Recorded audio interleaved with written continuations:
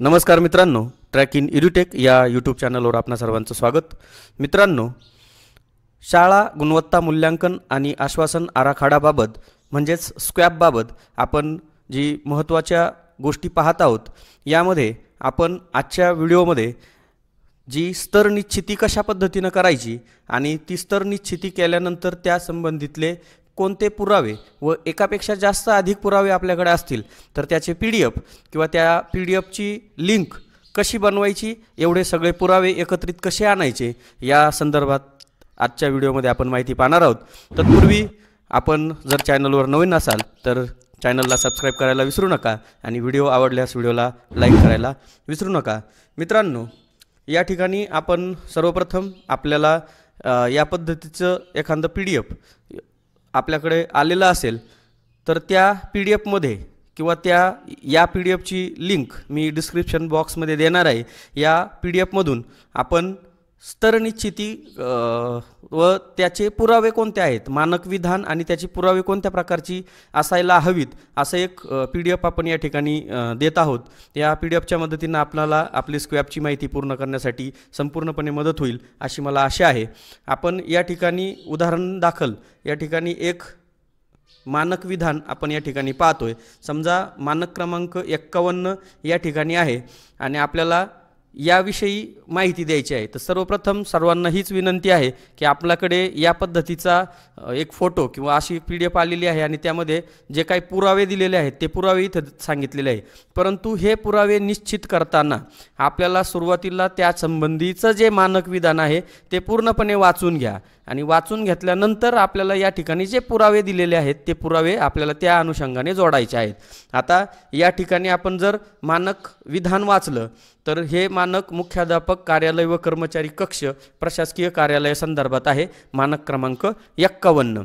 आता या ठिकाणी आपण जर मानक विधान वाचलं तर आपल्या असं लक्षात येईल की हे सर्व मानक विधानं वाचल्यानंतर आपल्याला शाळेत लागू होणाऱ्या वर्णन विधानाची सर्वप्रथम माहिती घ्यायची आहे. यापैकी आपल्या शाळेमध्ये कोणतं विधान आपल्याला लागू होतं याची माहिती आपल्याला घ्यायची आहे. ही माहिती घेतल्यानंतर आपल्याला शाळेत लागू असणारा स्तर लक्षात घ्यायचा आहे. आता या ठिकाणी हा जो स्तर इथे दिलेला आहे आपण या ठिकाणी प्रत्यक्ष या ठिकाणी पाहूया.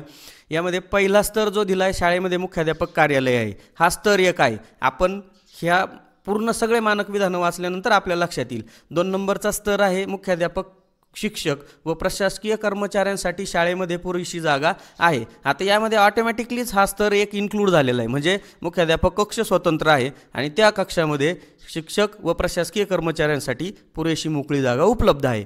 असा प्रकारचा आपल्याकडे सुविधा असेल तर आपण स्तर 2 आपण त्या स्तरात जातो किंवा तो स्तर आपल्याला निश्चित करता येईल. पुढच्या स्तराकडे जर आपण वाचलं स्तर क्रमांक 3 तर या ठिकाणी मुख्याध्यापक कार्यालय व्यतिरिक्त शिक्षकांसाठी व कर्मचाऱ्यांसाठी स्वतंत्र कक्ष उपलब्ध आहे. म्हणजेच काय, इथे मुख्याध्यापक कार्यालयही स्वतंत्र पाहिजे आणि शिक्षक व इतर कर्मचाऱ्यांसाठी सुद्धा स्वतंत्र कक्ष असेल तरच आपण या 3ऱ्या स्तराला आपण सिलेक्ट करू शकतो किंवा आपण आपला स्तर क्रमांक 3 निश्चित करू शकतो. याच्यानंतरही चढत्या क्रमानं 4था स्तर दिलेला आहे.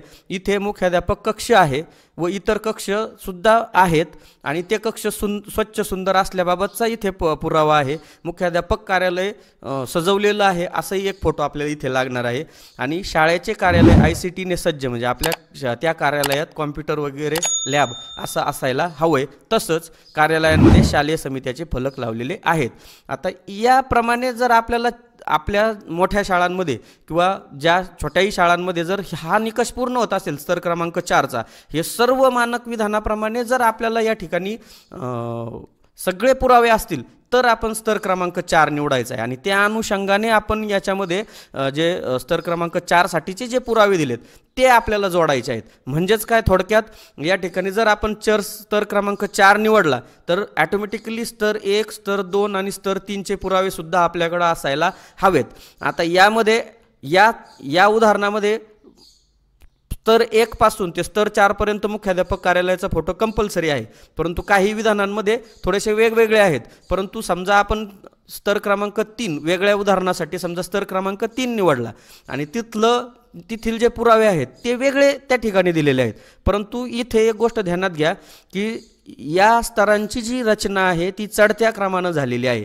मग ते असं गृहीत धरून चढता क्रम केलेला आहे की खालचे समजा स्तर 1 स्तर 2चे पुरावे आपल्याकडे ते शाळेकडे आहे असा त्याचा अर्थ होतो। परंतु जॉईन करताना आपण स्तर 3 मध्ये जे पुरावे दिलेले आहेत ते तर करू शकता, परंतु स्तर 1 आणि स्तर 2चेही जोडता आले तर त्याहूनही चांगलं आहे। किंवा आपल्याला बाह्य मूल्यांकनासाठी आलेला अधिकारी आपल्याला स्तर 1 आणि 2च्याही पुराव्याची विचारणा करू शकतो। तर आपण या पद्धतीनं ह्या पुराव्याचं संकलन करायचं आहे। आता हा स्तर लक्षात आल्यानंतर आपल्याला याची वस्तुस्थिती दर्शवणारी PDF किंवा त्याचा तयार केलेला फोटो आपल्याला इथं टाकायचा आहे, किंवा व्हिडिओ स्वरूपात सुद्धा आपल्याकडे माहिती असेल तर आपण ती या ठिकाणी अपलोड करायची आहे। मग आता प्रत्येक मानकासाठी निश्चित करण्यात आलेल्या व शाळेच्या वस्तुस्थिती दर्शविणारे कागदपत्र किंवा दस्तावेज याची आपल्याला एक स्वतंत्र PDF फाईल किंवा फोल्डर करायचं आहे आणि त्याच मानकाचं नाव द्यायचं आहे। उदाहरणार्थ हा जो मानक आहे हा मानक क्रमांक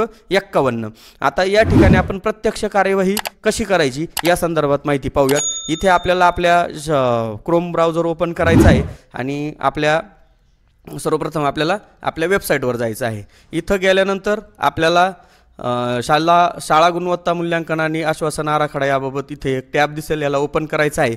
याबाबतची सर्व माहितीचे व्हिडिओ आपण ऑलरेडी आपल्या यूट्यूब चॅनलवर अपलोड केलेले आहेत। ह्या रजिस्ट्रेशन प्रोसेस ही जर कोणाला समजली नसेल तर आपण त्या संदर्भातला व्हिडिओ आपण पाहून घेऊ शकता। या ठिकाणी शाळा स्वयंमूल्यांकनासाठीची जी लिंक आहे याला या ठिकाणी ओपन करायचं आहे आणि आपल्या शाळेचं लॉग इन करून घ्यायचं आहे।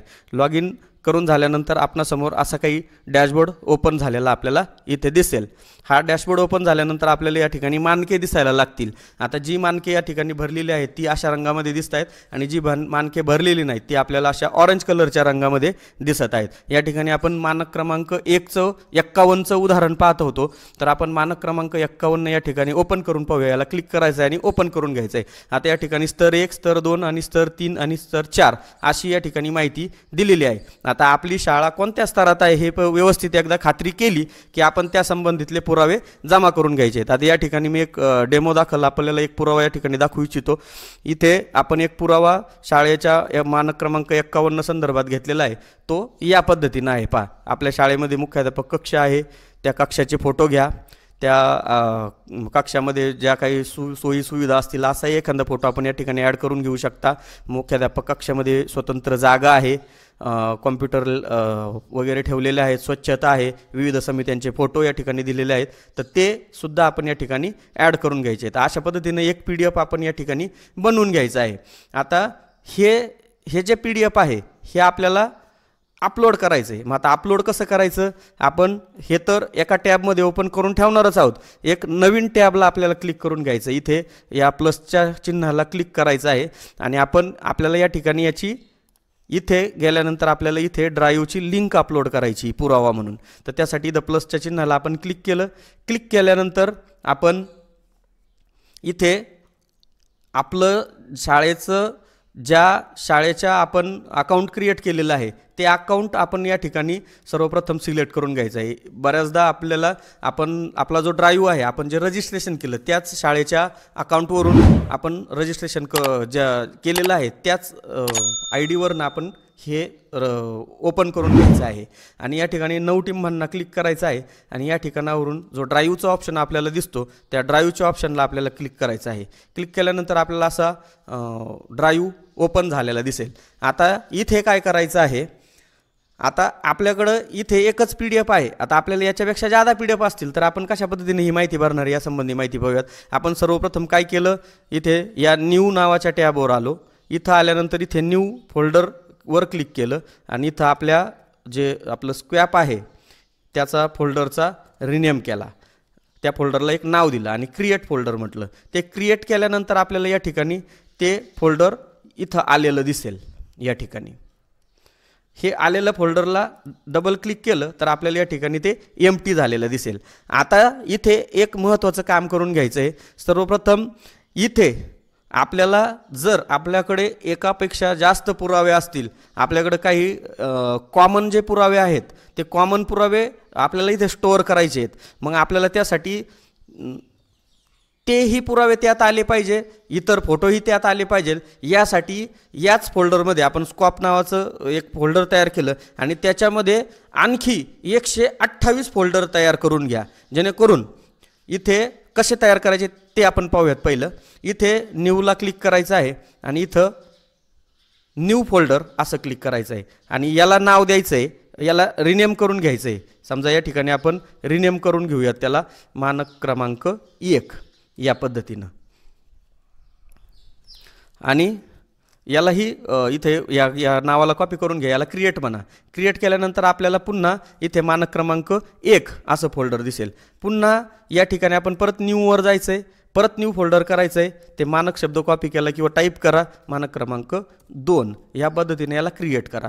असे जवळपास म्हणजे आपल्याला 128 फोल्डर या ठिकाणी तयार करायचे आहेत। लागून असलेले फोल्डरचे नाही केले तरी चालतील, लागून असलेले कोणते फोल्डर आहेत ते आपण त्या स्क्वॅपच्या PDF मध्ये दिलेले आहे, कोणते कोणते फोल्डर या ठिकाणी लागू नाही आहेत। मग या पद्धतीनं आपण इथे आणखी शॉर्टकट पद्धतीनं ही एक Alt+C आणि F जर दाबला, Alt+C+F असं दाबलं तर आपल्याला ऑटोमॅटिकच इथे न्यू फोल्डरचं ऑप्शन येईल आणि जे आपण कॉपी करून ठेवलं होतं मानकाचं नाव ते पेस्ट करायचं Ctrl+V आणि इथं 3 क्रमांक द्यायचा, क्रिएट म्हणायचं।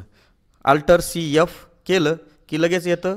या पद्धतीनं आपण शॉर्टकट पद्धतीनं पटकन अशा पद्धतीनं आपण इथे फोल्डर तयार करून घ्यायचे आहेत। असे एकूण 128 फोल्डर या ठिकाणी आपल्याला तयार करून घ्यायचे आहेत आणि मग इथे जे आपण फोल्डर तयार केले यामध्ये काय करायचं आहे, समजा आता इथे हे फोल्डर आपण तयार केलं आहे स्क्वॅपचं, मग यामध्ये अशा पद्धतीचं आपली रचना दिसेल। आपण एकूण जेवढे फोल्डर तयार केले हे फोल्डर आपल्याला या ठिकाणी दिसायला लागतील। आता समजा आपलं मानक क्रमांक 51चं फोल्डर आहे, आपण Alt+C+F केलं, मानक क्रमांक 51 याला क्रिएट करू। आता ते आपल्याला इथे आलेले दिसतंय, याला डबल क्लिक करा। आता जी फाईल किंवा जे फोल्डर आपण ज्या ठिकाणी ठेवलेलं आहे त्याला अपलोड करायचं। मग कसं करायचं, त्यासाठी न्यूवर जा आणि इथून अपलोड फाईल यावर क्लिक करा। क्लिक केल्यानंतर आपण ज्या ठिकाणी ते फोल्डर फाईल ठेवली त्याला क्लिक करा, या ठिकाणी ओपन करा। ओपन केल्यानंतर ते आपल्याला अपलोड होताना दिसेल आणि अपलोड झाल्यानंतर ते आपल्याला यामध्ये आलेलं ऑटोमॅटिक दिसेल। पहा, अपलोड होण्यासाठी जे काही टाईम लागेल तो या ठिकाणी आपल्याला दिसेल। एक साधारणतः त्याची जी साईज असेल त्या साईजनुसार ते आपल्याला अपलोड होताना दिसेल। आणि या व्यतिरिक्त आता या मानकासाठी हा एक PDF तर आपल्याकडे आहेच, परंतु याच मानकासाठी आणखी आपल्याला याच्यामध्ये पुरावे ॲड करायचे असतील तर म्हणून आपण फोल्डर केलं आहे। आपल्याकडे ऑटोमॅटिक काही जे PDF आहेत, वार्षिक नियोजन असेल, घटक नियोजन असेल, ते कॉमन पुरावे आपल्याला मिळणारच आहेत। मग आपल्याला त्याही पुराव्यांचे PDF आपल्याला इथे अपलोड करायचे आहेत, मग ते वेगवेगळ्या ठिकाणी आहेत, मग त्याची एकच PDF करण्यास आपल्याला अडचण होणार आहे। मग आपण काय करणार आहे, ड्राईव्हलाच डायरेक्ट फोल्डर बनवलंय आणि त्या फोल्डरची लिंक आपल्याला द्यायची। आता याच्यामध्ये अजूनही आपण या संदर्भातला आणखी वेगळा पुरावा आपल्याला जोडायचा असेल, आपलं PDF तर इथे अपलोड झालंय, पण अजूनही आपल्याला स्वतंत्र कक्षाचे किंवा अजूनही पुरावे सापडले तर आपण याच्यामध्ये ॲडिशन करू शकतो।